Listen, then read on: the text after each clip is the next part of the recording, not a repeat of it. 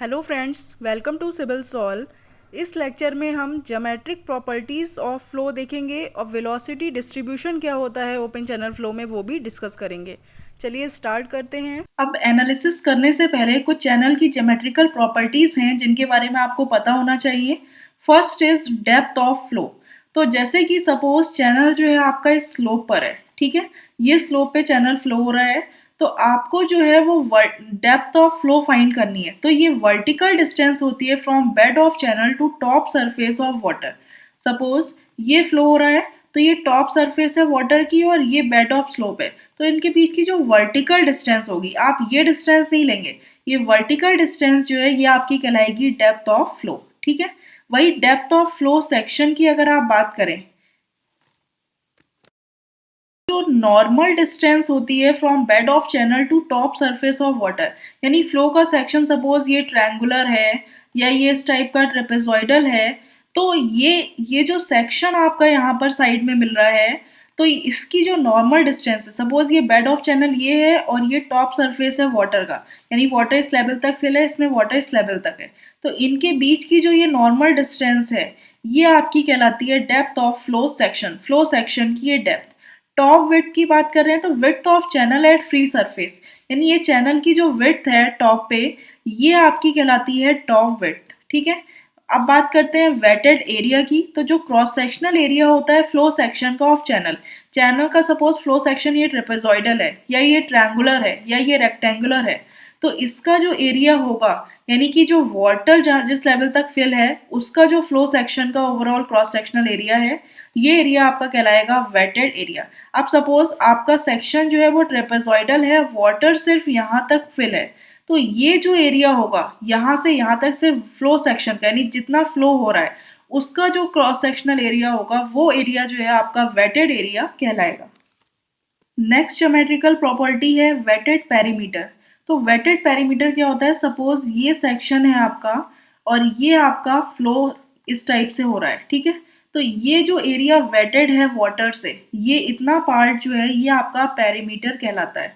तो length of channel boundary in contact with water, जितनी channel की बाउंड्री, अब ये ऊपर टॉप सरफेस तो फ्री है, बाउंड्री नहीं है यहाँ पर, तो ये जो जितनी बाउंड्री वेटेड है वाटर से, तो वो आपका पेरीमीटर टोटल लेंथ जो है वो आपका कहलाता है वेटेड पेरीमीटर। वही अगर हाइड्रोलिक रेडियस और हाइड्रोलिक मीन डेप्थ जिसको आर से रिप्रेजेंट करते हैं, तो ये होता है आपका wetted area divided by wetted perimeter, यानी कि वेटेड एरिया और वेटेड पेरीमीटर का जो रेशियो है वो आपका हाइड्रोलिक मीन डेप्थ या हाइड्रोलिक रेडियस कहलाता है। तो वेटेड एरिया सपोज ए है और पेरीमीटर पी है, तो ए बाई पी का जो रेशियो है वो आपका कहलाएगा हाइड्रोलिक रेडियस। अब सपोज चैनल आपका रेक्टेंगुलर है जिसकी विड्थ बी है और जो डेप्थ है वो वाई है, ठीक है, तो ये आपका रेक्टेंगुलर चैनल है, इसमें वाटर फिल है। तो अगर आप यहाँ पे एरिया निकालें तो आप रेक्टेंगुलर चैनल के केस में एरिया क्या हो जाएगा, b into y divided by perimeter क्या होगा, ये बाउंड्री है चैनल की, टॉप सरफेस तो फ्री है, तो ये बाउंड्री वेटेड है, यानी जितनी वाटर से गीली है वेट है, तो यही आपकी लेंथ टोटल वेटेड पेरीमीटर कहलाती है। तो वेटेड पेरीमीटर क्या होगा, बी और ये वाई यानी वी प्लस टू वाई जो है वो आपका हो जाएगा पेरीमीटर। तो ये आपका रेक्टेंगुलर चैनल के केस में आर की वैल्यू ये हो जाएगी, यानी हाइड्रोलिक रेडियस या हाइड्रोलिक मीन डेप्थ ये होगी। अब नेक्स्ट टर्म आता है हाइड्रोलिक डेप्थ। ठीक है, यहाँ पर मीन डेप्थ वर्ड आ रहा है, यहाँ पर सिर्फ हाइड्रोलिक डेप्थ। तो हाइड्रोलिक डेप्थ को डी से रिप्रेजेंट करते हैं, ये होता है ratio wetted area to wetted top width, यानी जो टॉप विड्थ है वो आप यहाँ पे यूज करते हैं, तो वेटेड एरिया ए है और सपोज टॉप विड्थ जो है वो टी है, टॉप विड्थ को टी बोल दिया, तो ये रेशियो आपका हाइड्रोलिक डेप्थ कहलाता है। अगर रेक्टेंगुलर चैनल की बात करें तो वेटेड एरिया क्या होता है, बी इंटू बाई, और टॉप विड्थ आप देख रहे हैं यहाँ पर कितनी है, टॉप विड्थ है बी, ठीक है, तो ये वैल्यू आ जाएगी simply by in case of rectangular channel, ये रेक्टेंगुलर चैनल है, इस केस में इसकी वैल्यू वाई होगी। तो डी इक्वल टू होता है ए बाई टी, यानी कि जो हाइड्रोलिक डेप्थ है it is the ratio of wetted area to top width.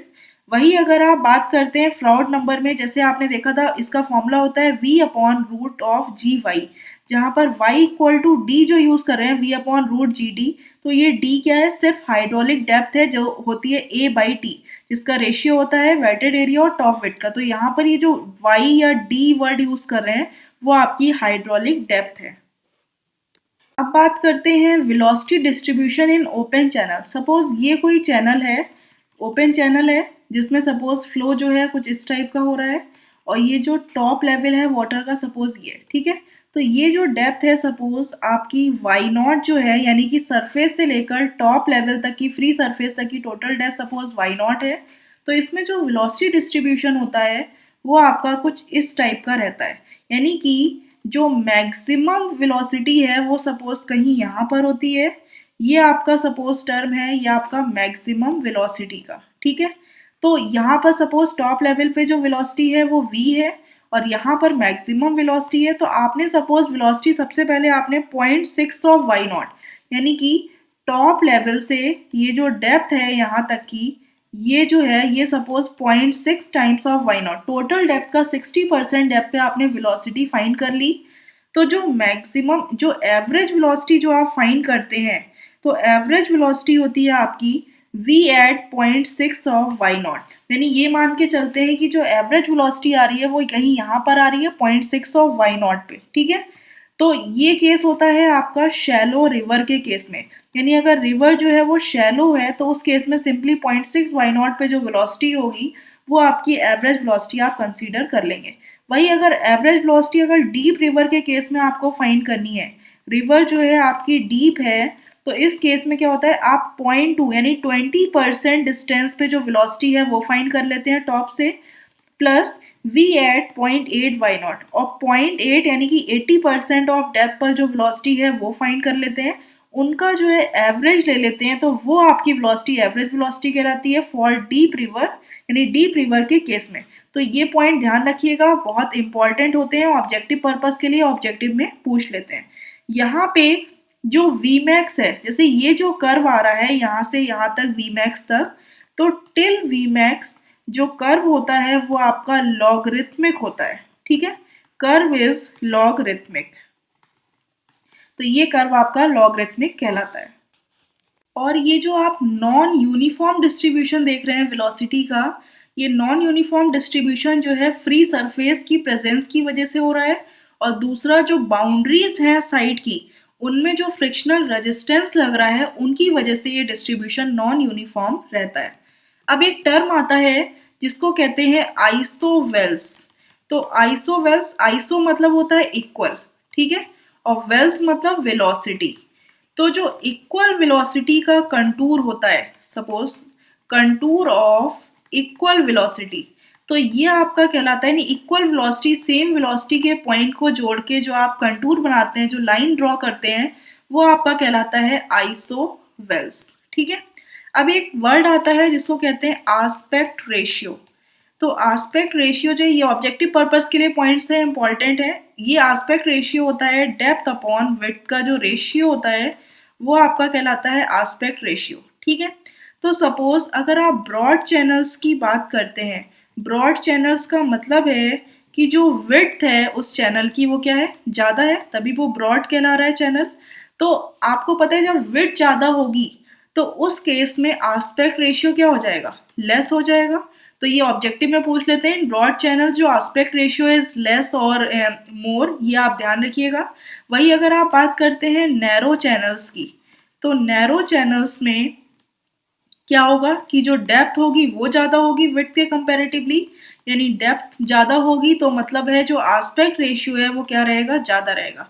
तो ये पॉइंट आप ध्यान रखना कि ब्रॉड चैनल्स में आस्पेक्ट रेशियो कम रहता है और नैरो चैनल्स में डेप्थ ज़्यादा होने की वजह से जो आस्पेक्ट रेशियो है वो ज़्यादा रहता है। अब बात करते हैं करेक्शन फैक्टर की। तो सपोज कैपिटल V जो है वो आपने मान ली कि एवरेज वेलोसिटी है किसी पर्टिकुलर क्रॉस सेक्शन के लिए, ठीक है, फॉर अ क्रॉस सेक्शन।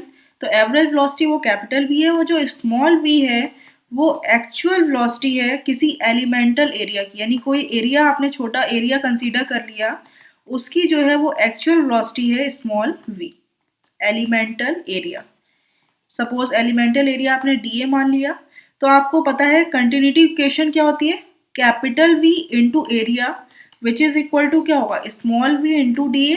तो ये एलिमेंटल एरिया है, तो टोटल एरिया का अगर आपको निकालना है तो क्या हो जाएगा, डेप्थ फ्लो यहाँ इंटीग्रेट कर दीजिए इसको, तो यहाँ से कैपिटल V की जो वैल्यू है वो आपकी क्या आ जाएगी, यानी एवरेज वेलोसिटी की वैल्यू आ जाएगी V into D A divided by A. तो ये आपका एक टाइप का करेक्शन फैक्टर है। अब इसमें फर्स्ट टर्म आता है kinetic energy correction factor. Kinetic energy correction factor, इसको जो है आप कोरियोलिस कोफिशिएंट भी बोलते हैं, कोरियोलिस कोफिशिएंट, ठीक है। तो ये जो काइनेटिक एनर्जी करेक्शन फैक्टर है इसको आप अल्फा से रिप्रेजेंट करते हैं। तो अल्फा इक्वल टू क्या होता है, kinetic energy based on actual velocity, actual velocity पे बेस्ड जो काइनेटिक एनर्जी है वो divided by kinetic energy based on average velocity, ठीक है। तो आपको पता है कि एक्चुअल काइनेटिक एनर्जी का फॉर्मूला क्या होता है, ये होता है, सपोज एक्चुअल वेलोसिटी पे बेस्ड है तो ये एलिमेंटल एरिया को कंसीडर करके चलेंगे, तो ये होता है v cube into D a, ठीक है, डिवाइडेड बाई क्या होता है kinetic energy half m v square, तो मास इंटू वी स्क्वायर, अगर मास आप निकालें क्या होगा, density into volume into v square. तो यहाँ पे आपको पता है पर सेकंड होता है, तो यहाँ पे आप एरिया में कन्वर्ट कर सकते हैं वॉल्यूम इंटू लेंथ, और लेंथ पर टाइम क्या होगा, वेलोसिटी इंटू वी स्क्वायर, तो ये वी क्यूब बन जाएगा और एरिया को आपने क्या लिख दिया, डी ए। वही अगर एवरेज वेलोसिटी के केस में आप देखें तो सिंपली लिख सकते हैं कैपिटल वी एवरेज वेलोसिटी है वी क्यूब इंटू जो टोटल एरिया है वो ए, ठीक है। तो ये आपका काइनेटिक एनर्जी करेक्शन फैक्टर आ जाता है alpha equal to V cube D A divided by V cube into A. ये फॉर्मूला होता है आपका काइनेटिक एनर्जी करेक्शन फैक्टर का। नेक्स्ट करेक्शन फैक्टर आता है मोमेंटम करेक्शन फैक्टर, या इसको बोलते हैं बॉस्नी कोफिशिएंट। तो इसको बीटा से रिप्रेजेंट करते हैं। तो मोमेंटम क्या होता है, एम बी, यानी कि इसको अगर आप कन्वर्ट करेंगे तो V square into D A divided by capital V square into A. ये रेशियो आपका कहलाता है मोमेंटम करेक्शन फैक्टर का, यानी कि जो एक्चुअल मोमेंटम है, जो मोमेंटम है based on actual velocity upon momentum based on average velocity, तो ये जो रेशियो है मोमेंटम करेक्शन फैक्टर कहलाता है।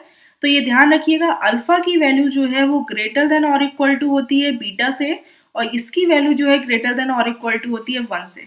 तो ये जो रेशियो होता है, यानी अल्फा की वैल्यू बीटा से ज़्यादा हो सकती है, इक्वल हो सकती है किसी केस में, और बीटा की वैल्यू जो है वो 1 से ज़्यादा होती है, इक्वल हो सकती है, यानी मैक्सिमम मिनिमम वैल्यू उसकी जो है वो 1 रहेगी। अब एक क्वेश्चन है, जैसे देख लीजिए, velocity distribution in a rectangular channel of width b and depth of flow y not, यानी कोई रेक्टेंगुलर चैनल है जिसकी विड्थ b है और डेप्थ ऑफ फ्लो जो है वो y नॉट है, is v equal to k root of y, ये वेलोसिटी डिस्ट्रीब्यूशन है। तो कैलकुलेट करना है आपको एवरेज वेलोसिटी, अल्फा की वैल्यू यानी काइनेटिक एनर्जी करेक्शन फैक्टर और मोमेंटम करेक्शन फैक्टर, इनकी वैल्यू फाइंड करनी है। तो आपको पता है एवरेज वेलोसिटी का फॉर्मूला क्या होता है, capital B equal to integration of v into D a upon capital A. तो आपको पता है इंटीग्रेशन, पूरी डेप्थ क्या है, 0 से लेकर टोटल डेप्थ ऑफ फ्लो क्या है, y नॉट, यानी कि y नॉट तक जो है आपने इंटीग्रेट कर दिया। वेलोसिटी प्रोफाइल क्या है, k root of y into D A को आप क्या लिख सकते हैं, विड्थ तो कांस्टेंट है v इंटू डी वाई, ठीक है, डिवाइडेड बाई टोटल एरिया आप क्या लिख सकते हैं, v इंटू वाई नॉट। तो इसको जब आप इंटीग्रेट करेंगे तो आपको पता है k अपॉन वाई नॉट, ये तो बाहर आ गई वैल्यू, यानी v से b कैंसिल आउट हो जाएगा, k अपॉन वाई नॉट। अब y टू दी पावर 1/2 है, इसका इंटीग्रेशन क्या होगा, y to the power 3/2 divided by 3/2, इसमें जो लिमिट्स हैं वो आप लगा दीजिए 0 टू वाई नॉट। तो ये वैल्यू आपकी आ जाएगी 2/3 k root of y naught, ठीक है। तो ये हो गई आपकी एवरेज वेलोसिटी की वैल्यू। अब आपको निकालना है अल्फा, यानी कि काइनेटिक एनर्जी करेक्शन फैक्टर। तो इसका फॉर्मूला होता है v cube D A divided by capital V cube into A. तो यहाँ पे आपको पता है इंटीग्रेशन 0 से वाई नॉट, v की वैल्यू क्या है, k root Y, k root of Y whole cube into D A को लिख सकते हैं v into Y, sorry v into D Y divided by capital V cube की वैल्यू आपको पता है 2/3 into K into root of y naught to the power whole 3 into area क्या है b इंटू वाई नॉट। तो b से b cancel हो जाएगा विड्थ।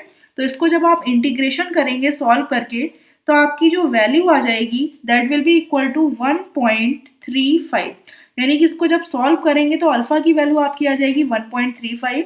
सिमिलरली अगर मोमेंटम करेक्शन फैक्टर की वैल्यू निकालनी है तो ये होता है formula v square into D A divided by V square into A. तो यहाँ पे integration of 0 to Y naught, V की वैल्यू क्या है, वी की जो वैल्यू है आपकी वो है के रूट ऑफ वाई, यानी k root of Y whole square into D A को लिख सकते हैं v into D Y, divided by capital V square की वैल्यू है 2/3 into K into root Y naught. तो इसका होल स्क्वायर इंटू एरिया को लिख सकते हैं v इंटू वाई नॉट। तो विड्थ कैंसिल आउट हो जाएगी क्योंकि कांस्टेंट है। तो जब आप इसको इंटीग्रेशन करके वैल्यू पुट करेंगे तो फाइनली ये कैंसिल आउट हो गया। तो ये वैल्यू आ जाएगी आपकी 1.125। तो आप यहाँ पे देख सकते हैं कि जो काइनेटिक एनर्जी करेक्शन फैक्टर की वैल्यू है वो मोमेंटम करेक्शन फैक्टर से ज़्यादा है। अब बात करते हैं कंटिन्यूटी इक्वेशन की। तो अगर आपका फ्लो स्टेडी फ्लो है तो उस केस में कंटिन्यूटी इक्वेशन क्या होगी, आपको पता है discharge equal to simply A1 V1 equal to A2 into V2। तो ये आपका स्टेडी फ्लो के केस में कंटिन्यूटी इक्वेशन है। अब सपोज सेकेंड आपका जो फ्लो है वो है स्पेशली वेरीड स्टेडी फ्लो।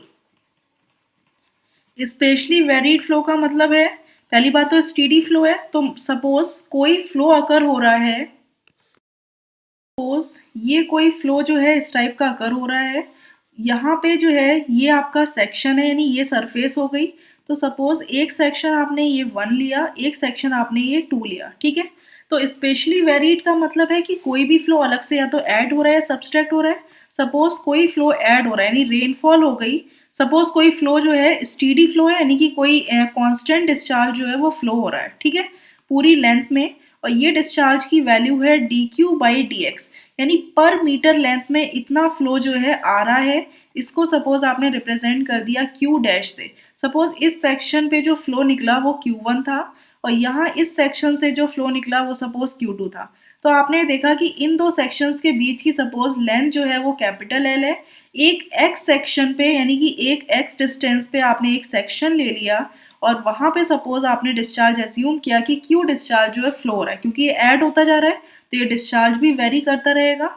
तो सपोज अगर आपने ये देखा कि Q इक्वल टू, यहाँ पे Q जो है वो Q1 से बड़ा होगा क्योंकि इतनी डिस्टेंस कवर जब तक करी तब तक और फ्लो ऐड हो गया, यानी Q की वैल्यू किसके इक्वल होगी, Q1 प्लस पर मीटर में जो है इतना डिस्चार्ज आया।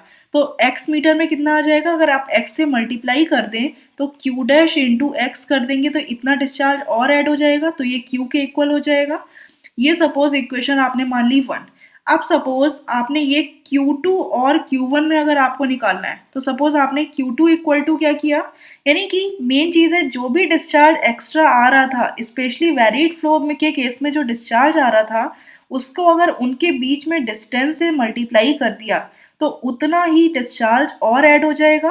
तो सपोज अगर Q2 की बात कर रहे हैं तो Q2 इक्वल टू क्या होगा, Q1 प्लस इनके बीच की लेंथ कितनी है L, यानी कि पर यूनिट लेंथ में तो डिस्चार्ज इतना और आ रहा था, तो अगर टोटल लेंथ L है तो L लेंथ में टोटल डिस्चार्ज इतना और ऐड हो जाएगा। तो सपोज ये इक्वेशन आपकी बन गई 2। वही अगर आप Q2 और Q में निकालना चाहते हैं इक्वेशन, तो Q2 इक्वल टू Q के टर्म्स में निकालना चाहते हैं तो Q प्लस Q डैश, तो इनके बीच की डिस्टेंस क्या है, Q और Q2 के बीच की, L माइनस एक्स। तो ये इक्वेशन आपकी सपोज आ गई 3। तो अगर आप बात करते हैं सेकेंड इक्वेशन से, तो सेकेंड इक्वेशन में Q2 minus Q1 upon L को Q डैश लिख सकते हैं। इसको जब सॉल्व किया तो Q1 इधर भेज दिया, L से डिवाइड कर दिया और जहाँ Q डैश आपका क्या है dq/dx, ठीक है। तो आप ये कह सकते हैं कि इफ वाटर इज एडेड, यानी कि जो वाटर इसमें ऐड हो रहा है फ्लो में, तो उस केस में dq/dx की वैल्यू क्या है, प्लस q डैश, यही तो है, यहाँ पे देख रहे हैं ये वैल्यू प्लस में है। तो ये इक्वेशन बनती है यानी कि dq/dx minus q dash equal to 0 हो जाएगा।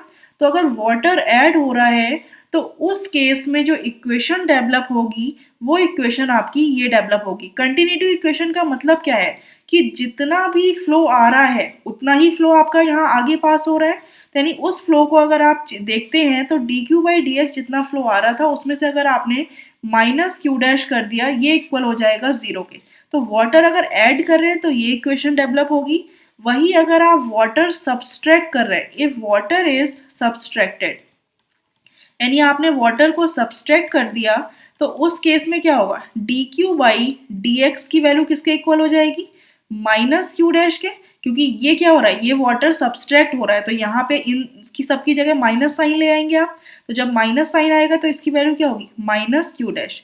तो इस केस में जो इक्वेशन डेवलप होगी आपकी, वो इक्वेशन क्या बनेगी, d q by d x plus q dash equal to zero. तो ये वाटर जब सब्सट्रैक्ट हो रहा है तो ये इक्वेशन डेवलप होगी, और वाटर जब ऐड हो रहा है सब्सट्रैक्टेड, यानी तो ये इक्वेशन है, जब वाटर ऐड होगा तो d q by d x minus q dash equal to zero. तो ये इक्वेशन जो है आपकी बनेगी, यानी व्हेन वाटर इज एडेड। अब नेक्स्ट टाइप ऑफ फ्लो आता है आपका अनस्टेडी फ्लो।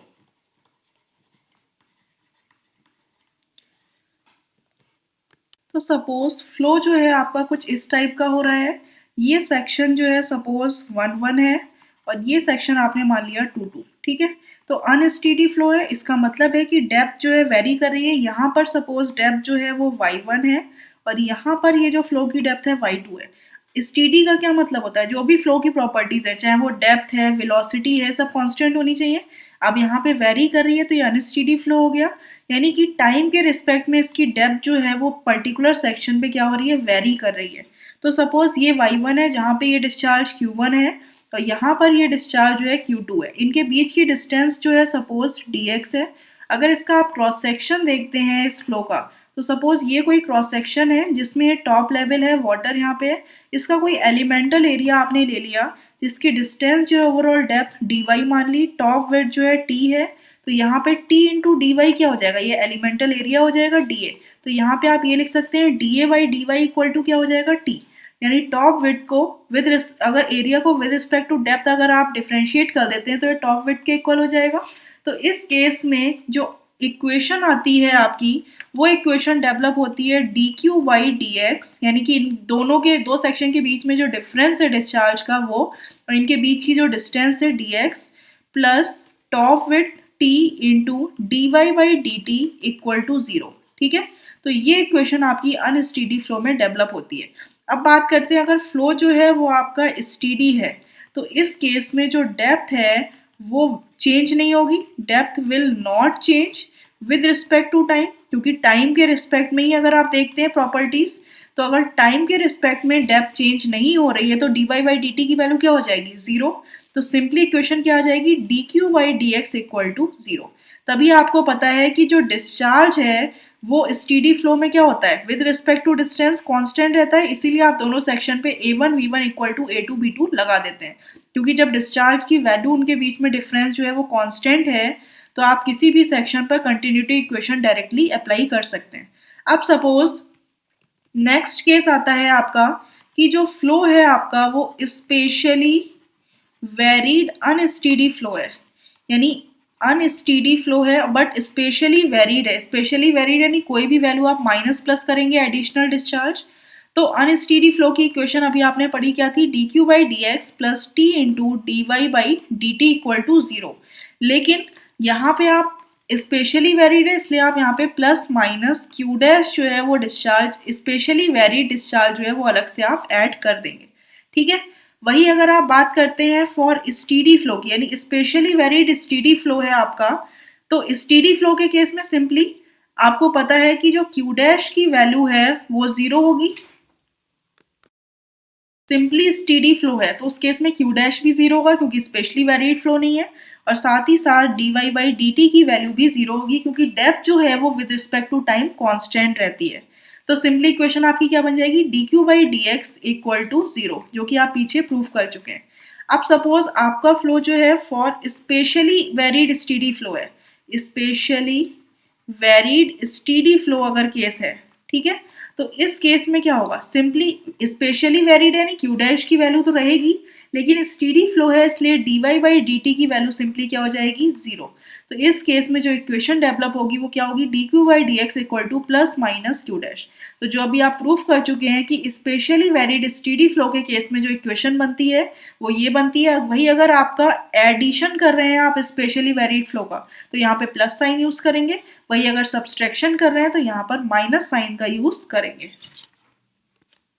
अब जैसे क्वेश्चन है, while measuring the discharge in small channel, ये देखा गया है कि जो डेप्थ ऑफ फ्लो है वो इंक्रीज हो रही है at the rate of 0.2 metre per hour. इस रेट से जो है डेप्थ ऑफ फ्लो इंक्रीज हो रही है। If discharge eight down stream section पे जो डिस्चार्ज है वो 10 मीटर क्यूब पर सेकेंड है और जो सरफेस विड्थ है स्ट्रीम की वो 20 मीटर है, तो estimate discharge eight section 2 kilometre up stream. यानी कि कोई सेक्शन है तो सपोज अप स्ट्रीम मतलब होता है जिस डायरेक्शन से फ्लो हो रहा है, डाउन स्ट्रीम मतलब जिस डायरेक्शन में जा रहा है। तो आपको पता है कि ये डाउन स्ट्रीम हो गया और ये आपका अप स्ट्रीम हो गया। यहाँ पर डिस्चार्ज पूछा है, सपोज ये Q1 है और ये डिस्चार्ज है आपका Q2। तो डाउन स्ट्रीम सेक्शन पे डिस्चार्ज आपका 10 मीटर क्यूब पर सेकेंड गिवन है, 2 किलोमीटर अप स्ट्रीम। तो इनके बीच की जो लेंथ है वो कितनी है, 2 किलोमीटर है।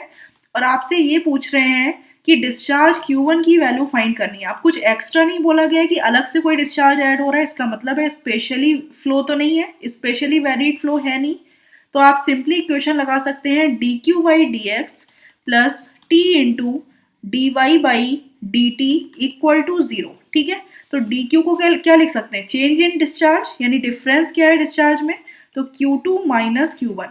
ये जो कंडीशन आती है इस केस में Q2 की वैल्यू जो है वो सपोज Q2 माइनस Q1, यहाँ पे आप ये लिख सकते हैं। अब जो डिस्चार्ज ज़्यादा होगा, जिसकी वैल्यू ज़्यादा होगी वो यूज़ कर लेंगे, जैसे कि Q2 minus Q1 upon dx। तो dx यहाँ पे टोटल डिस्टेंस हो गई प्लस t, यानी कि जो टॉप विड्थ है वो कितनी है, width of stream 20 metre, 20 into D y by d t. अगर इसकी यूनिट देखें तो मीटर पर आवर में है, यानी कि ये डेप्थ जो है मीटर में होती है, टाइम आवर में। तो ये वैल्यू डायरेक्टली दे रखी है 0.2 मीटर पर आवर, यानी 0.2। अब इसको मीटर में, इसको आप सेकंड में कन्वर्ट कर सकते हैं आर को। तो आर को सेकंड में कन्वर्ट करने के लिए 60 इंटू 60 से मल्टीप्लाई कर देंगे विच इज इक्वल टू 0। ठीक है, तो यहाँ पे आपकी वैल्यू आ जाएगी, इधर ये साइन माइनस में जाएगा तो डायरेक्टली आप इसको लिख सकते हैं Q1 माइनस Q2, जिससे कि वो वैल्यू जो है प्लस में हो गई। 20 इंटू 0.2 divided by 60 into 60 into D x, यानी डी एक्स मतलब टोटल इन दोनों के बीच की लेंथ कितनी है, 2 किलोमीटर।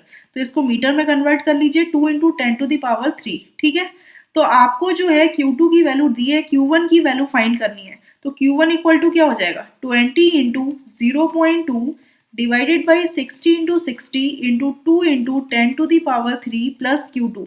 और Q2 कितना है, 10 मीटर क्यूब पर सेकेंड। तो इसको जब आप सॉल्व करेंगे तो आपका आ जाएगा आंसर 12.22 मीटर क्यूब पर सेकेंड। ठीक है, तो ये आपका अप स्ट्रीम में डिस्चार्ज फाइंड हो जाएगा।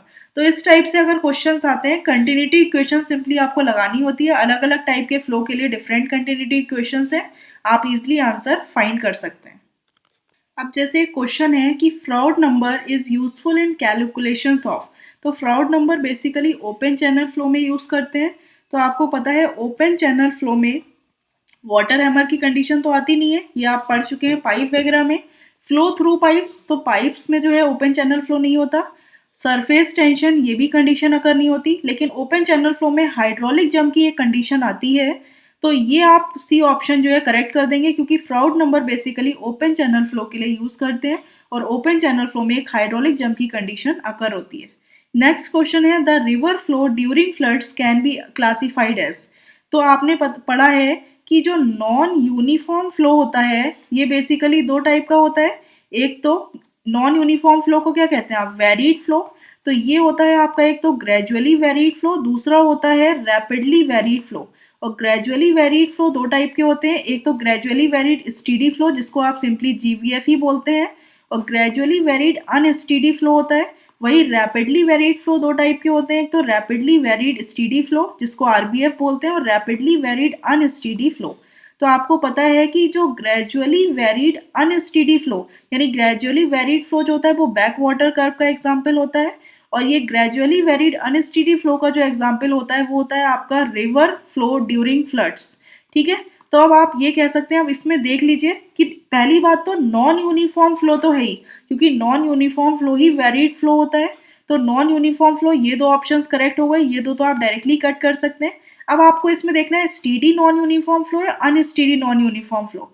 तो नॉन यूनिफॉर्म फ्लो में जो अनस्टीडी फ्लो है उसका ये एग्जाम्पल है रिवर फ्लो ड्यूरिंग फ्लड्स। तो आप कौन सा ऑप्शन करेक्ट कर देंगे? डी ऑप्शन, क्योंकि एक अनस्टेडी फ्लो है, सेकेंडली नॉन यूनिफॉर्म फ्लो है। वही अगर यहाँ पे ऑप्शन थोड़ा चेंज करके लिख देते कि ग्रेजुअली वेरिड फ्लो में आता है या रैपिडली वेरिड फ्लो में आता है, तो आप कह सकते हैं कि ये ग्रेजुअली वेरिड फ्लो का एग्जाम्पल है। नेक्स्ट क्वेश्चन है ग्रेजुअली वेरिड फ्लो इज। तो आपको पता है वेरिड वर्ड आ गया, इसका मतलब ये नॉन यूनिफॉर्म फ्लो होगा। तो यूनिफॉर्म फ्लो वाले ऑप्शंस तो आप डायरेक्टली कट कर सकते हैं। तो नॉन यूनिफॉर्म फ्लो है, तो ग्रेजुअली वेरिड फ्लो, सिंपली अगर ग्रेजुअली वेरिड फ्लो की बात हो रही है, इसका मतलब है कि ये स्टीडी फ्लो होगा। तो ऑप्शन आपका कौन सा करेक्ट होगा? Steady non uniform flow. ठीक है। वही अगर GVUF होता यानी कि, तो ये होता अनस्टेडी नॉन यूनिफॉर्म फ्लो। तो ऑप्शन बी आपका करेक्ट हो जाएगा। नेक्स्ट क्वेश्चन है vertical distribution of velocity is an open channel for laminar flow can be assumed as. यानी कि ओपन चैनल में जो वेलोसिटी डिस्ट्रीब्यूशन है वो कैसा होता है? तो आपको पता है ओपन चैनल फ्लो के केस में वेलोसिटी डिस्ट्रीब्यूशन कुछ इस टाइप का होता है, जो कि ये यहाँ पे क्या होता है? लॉगरिथमिक होता है। तो ऑप्शन ए आपका करेक्ट हो जाएगा। Thank you friends.